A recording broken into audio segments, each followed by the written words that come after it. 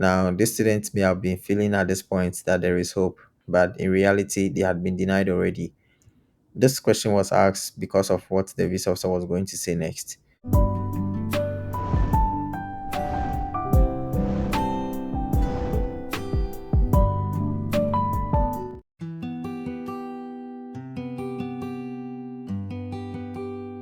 So, his first question was, "You're going to study geography?"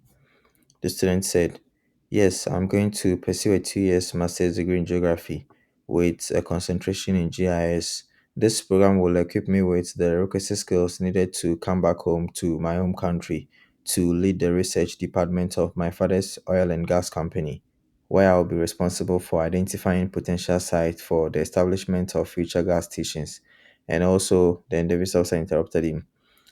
This answer is good enough, in my opinion, and it shows genuine academic motivations to study the program. The sponsor also seems credible. The student has also demonstrated strong ties to their home country. However, the visa officer needs to make sure the information provided about the sponsor is true. This is the main thing left at this point. Because this answer is long enough and detailed enough, there is less reason to ask academic questions or questions about the student's ties. Then the visa officer asked, "So your father owns an oil company?"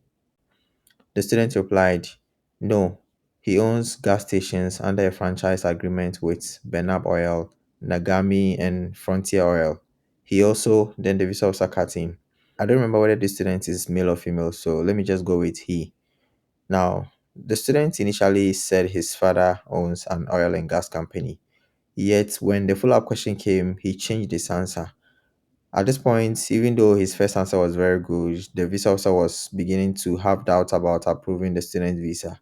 The truth is that a solid answer to this question could have gotten the student visa approved. Anyways, the visa officer asked again, "Did you study geography during your undergraduate studies?" The student said, "Yes, at the University of Ghana, where I graduated with a first class in geography in 2023. This is an academic question and was probably asked because of the doubts the visa officer had about the student finances. A strong academic background is always a plus, but then there is an issue with the student's finances."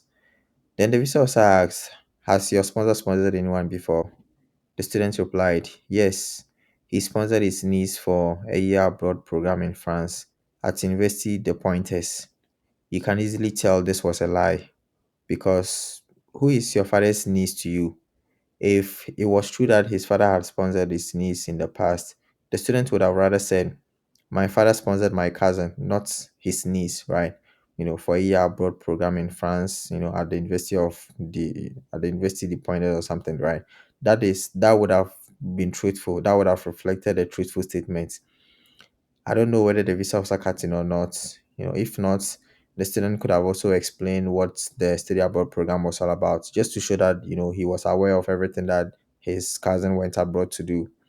The student could have also added the month and the year, that the cousin went abroad and when she returned and all of that. Then the visa officer asked, "What is she doing now?" The student replied, "She's currently finishing up her undergraduate degree at the University of Ghana, where she's studying French and political science." This answer makes sense to me, but was it actually true? Well, the visa officer asked again, "Has your sponsor traveled out of the country before?" The student replied, "No, he hasn't. He has been in Ghana all his life."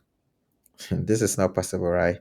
If your sponsor has the money to sponsor your studies in the US, considering how expensive US education is, and your sponsor had sponsored your cousin to France before, there's no way you would tell me he hasn't traveled out of the country before if he can actually sponsor your studies in the US, not even to a neighboring country, nah, that's not possible. A sponsor who has never traveled internationally is a red flag when your deficit is $26,000.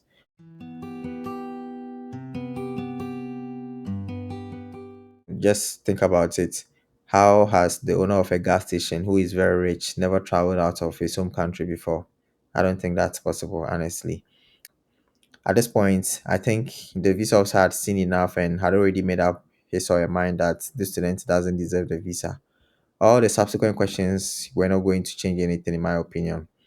I come across a lot of visa interview transcripts of students who didn't know why they were denied. But then when you look at what happened, it's just so easy to know why they were denied. Like it's so easy. I don't know why they don't see it. Now, if you're learning something from this video, consider subscribing if you haven't done so yet. This helps me bring you more of such great videos. My goal is to help you get your visa approved, or at least help you determine your chances of being approved before you even spend money on the MRV and then the service fee. I just don't like students wasting money and time. So the interview continued. The visa officer asked again, "Have you traveled out of the country before?" The student said, "No, I haven't, but I've been to three regions in Ghana." Imagine your father being so rich that he can sponsor your studies in the US, but you haven't traveled anywhere outside your home country before. Psychologically, the emphasis on the travels to three regions of Ghana shows that the student is not from a wealthy home, and has been keeping track of the few travels in the past. These things are actually very easy to spot, and visa officers are well trained to spot most of these things. Now, this was a bad answer and revealed more about the student sponsor's financial ability to fund the student's studies in the US. A previous travel to an European country or to the US could have helped the student prove their finances. At this point, the visa officer was probably finishing up their denial note about the visa interview experience. The visa officer asked again, "Did you say you graduated with first class honors?" The student said yes. Now, this student may have been feeling at this point that there is hope, but in reality, they had been denied already. This question was asked because of what the visa officer was going to say next. So the visa officer said, "I suggest you secure more funding from your school because you can. You are not eligible for this visa at this moment." The main reason the student was denied was his finances. He failed to prove he had a credible sponsor for his studies in the US. In my opinion, this student should not present the same sponsor again. They are less likely to be approved using their father. The best thing for this student is to get at least 50% scholarship out of his cost of attendance. There is no need to waste more money trying to force something that isn't going to work. The visa officer was actually kind enough to give him a good suggestion. A first class student should not come to the US with no scholarship unless it is a program where students don't get funding at all, or unless the student has credible sponsors who don't care about a scholarship, or unless the student is going to an Ivy League school where sometimes they don't have funding and all of that. If students with less than 3.0 are able to get full funding, then a first class student should be able to do more than that. That's my opinion. A little guidance in doing the right things is all they need. The most difficult work was achieving the first class degree. If you found this helpful, please let me know in the comment section. If there is something I missed or if there's something you disagree with, please let me know. Now, since you are preparing for your F-1 visa interview, the video that you see on your screen is one that I highly recommend. It will help you get your visa approved, and I wish you good luck in your visa interview. I hope we get to meet in the US one day.